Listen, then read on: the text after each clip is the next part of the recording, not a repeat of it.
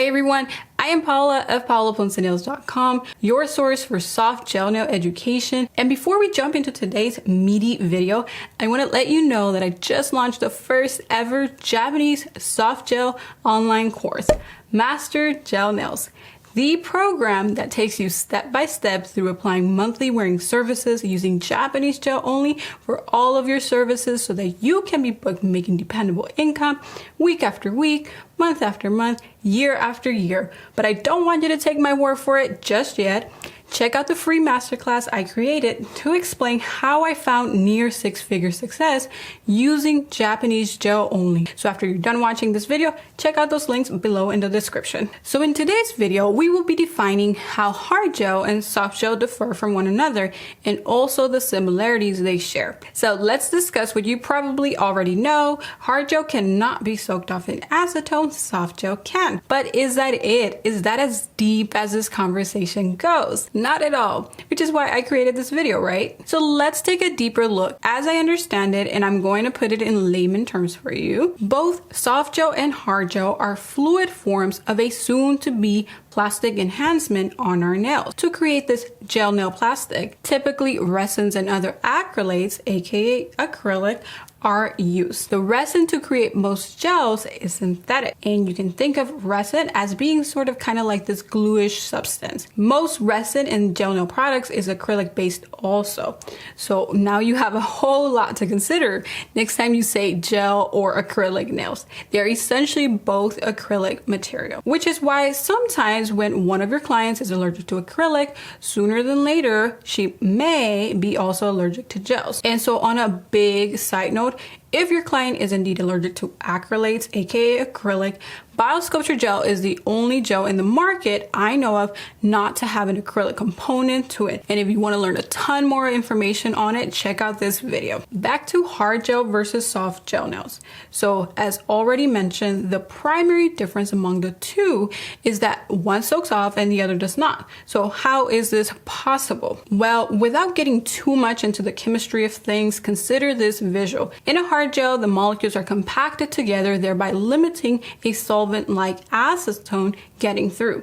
In a soft gel, the opposite is true. The molecules are loosely bound, allowing for acetone, the solvent, to penetrate and break down the gel. So what else?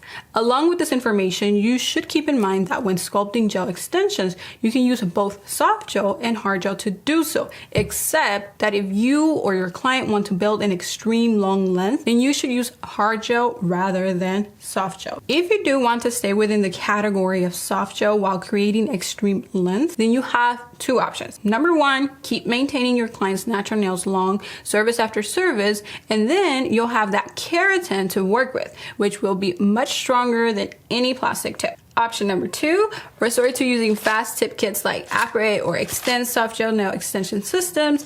And I do have a video outlining a load of information on these quick soft gel nail systems, so do check it out. So perhaps you're wondering, Paola, why are you fighting using hard gel and just so soft gel specialized? Well, you have to consider your clientele for this. My clientele did not like thick, long nails. They wanted their nails to feel light and supernatural. And that is so easy to achieve with soft gels and soft potted gels. With hard gel, you usually, not always, have to work very thick applications in order for that gel not to crack. With soft gel, even when using a heavy or thick application, it is usually hard to make your nails too bulky. Those clients that had tried hard gel thought it felt too much like acrylic nails for them, except that the process was obviously way cooler. With that being said, in either case, you can do all of your services using hard gel only, or you can be like me and do all of your services from gel manicure to sculpted gel nails using soft gel only, which most of the times it's Japanese gel. So if you are unfamiliar with what these are, I do have a video for you to learn all about them here. And this is why I created my online program, Master Gel Nails, around Japanese gels, because I found tremendous success in the salon with my use of them. And in this program, I show you exactly how to to do what I did in the salon. One more note on hard gel and soft gel, and that is that typically these Japanese soft gel nails will be anywhere from 20% to 50% more expensive. That is either to get the service done or to buy the products. Let me show you now what both hard gel and soft gel formulas look like and how they apply. All right, so let's begin with a comparison between the two. I'm going to go over some brands, some specifics, and then we're going to jump into a step-by-step for both hard gel and soft gel. So here I have two brands of hard gel, Valentino and Accents, and I'm going to focus on this Valentino here. You usually, for a hard gel, need a dehydrator and a primer or a bonder. The systems will also include a base gel and different color builder gels. All right, so you'll need a sculpture brush to form your extensions. Notice that your brush has to be a little bit on the bigger side. I believe this brush right here is actually a size 9. The consistency of this particular Valentino is really, really nice. It's not super thick and it's not very thin at all. So let's take a look at different type of soft gel brands. Here I have some. Sometimes they're also offered in brush-on form. This is my leaf gel. They usually have a variety of base coats, soft gels do, and you'll also need a brush obviously to apply, but notice the brush difference here, the size. This goes back to what I mentioned earlier, that for a hard gel you'll usually have to work on the thicker side, therefore you'll need a bigger brush. Again, this is like a size 9. For my Japanese or my soft gel formulas, I usually need about a 4, no bigger than a 6. So to briefly review hard gel systems, these require dehydrator, bonder, gel base, builder gel. You can apply any color format, gel polish, regular polish, or hard gel color. And you also need a brush on top coat usually included with the system. Let's now move on to soft gels. In a soft gel system, you do not need primer or dehydrator. This is very unique to a Japanese gel nail system, which to me is an absolute selling point because it means that I can apply my services using less product, which in return is going to save me a lot of time and a little bit of money too. So in a soft gel system, you have base and builder. That's it. Usually though, they'll offer 2 types of base coats, and one is a sanding free base coat and the other one is a clear base coat. Then they'll offer a builder gel of a sort of a medium consistency, a little bit runny, not too runny though. And yes, you can create beautiful freeform extensions with this soft builder gel. Another unique characteristic of soft gels is that they offer a lot of top coats, and that is so important because you cannot finish all of your gel nails with one top coat. And in my course, Master Gel Nails, I go into all the specifics on when to use what top coat for what client and service. But in a gist, just know that it depends a lot on the consistency. Just to give you an idea of how important top coat is in a Japanese gel nail system, Leaf Gel Premium brand offers 6 different top coats. So yes, top coat is key. Moving on, most hard gel systems do not offer their own range of colors. The only company that I know that is hard gel and offers their own range of colors is Light Elegance.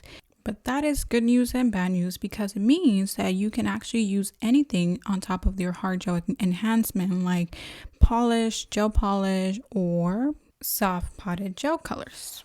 So to recap, in a soft gel system, you have base, usually 2, a builder, an assortment of colors in potted form, and also a variety of top coats, both in brush on and soft potted gel.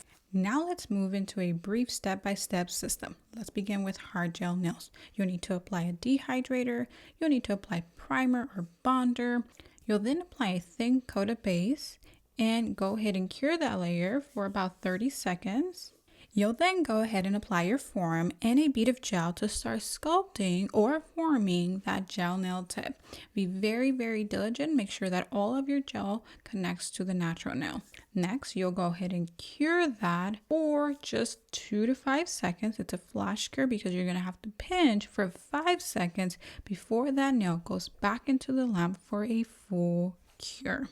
Then you'll be very careful to remove your form After which you're going to apply a slip layer. This layer is going to help the next bead of gel self-level very, very nicely. Now it's time to grab your bead that's going to build the body of the nail. Make sure you tip the natural nail downward so that gravity takes into effect and your cuticle area is not too thick. You'll most likely need to grab a little bit more so that you can fix your apex. You want that area to be relatively thick, and you're going to adjust all of the thickness through the perimeter of the nail. Then you're going to flip the client's nail over so that gravity takes a nice effect into this nail, gives it a nice apex, and adjust it with your brush also. Flash cure and full cure when that nail comes out. Time to finish file. Use a 180 grit board file to adjust the shape. Use a 150 to fix the body of the nail. An emery board to taper any imperfections, and then finally your sponge buffer to smooth everything out. After which you're going to apply a first color coat. Go ahead and cure that. Apply a second color coat and fully cure that. Finally, apply your top coat and cure that for 60 seconds. That is hard gel nails step by step. Now let's look into soft gel nail application. And again, we don't need a dehydrator or primer, so take your base coat, apply a thin coat, and cure. Next, apply your form. Take your soft builder gel and apply a bead of gel to start forming the extension. Make sure that you are diligent and that the entire bead is connecting to the natural nail there. You'll then want to go ahead and flash cure for 2 seconds. Then you're going to pinch for 5 seconds, after which you're going to go back in for a full cure. And next it's time to remove the form. Be really, really careful. You are then going to apply a thin coat of builder gel so that your next bead self-levels nicely. Apply enough gel to cover the entire nail, tipping the nail downward so that the gel moves forward. Adjust the apex and the thickness on the perimeter of the nail before you flip that client's hand over to let gravity adjust your apex and your thickness for you. Use your brush to touch it up. Flash cure and full cure. Now move on to finish filing. File the shape with a 180 grit board file. Contour with just a sponge buffer, and anything else just touch up with an emery board. Clean your dust and move on to your color application just like as hard gels.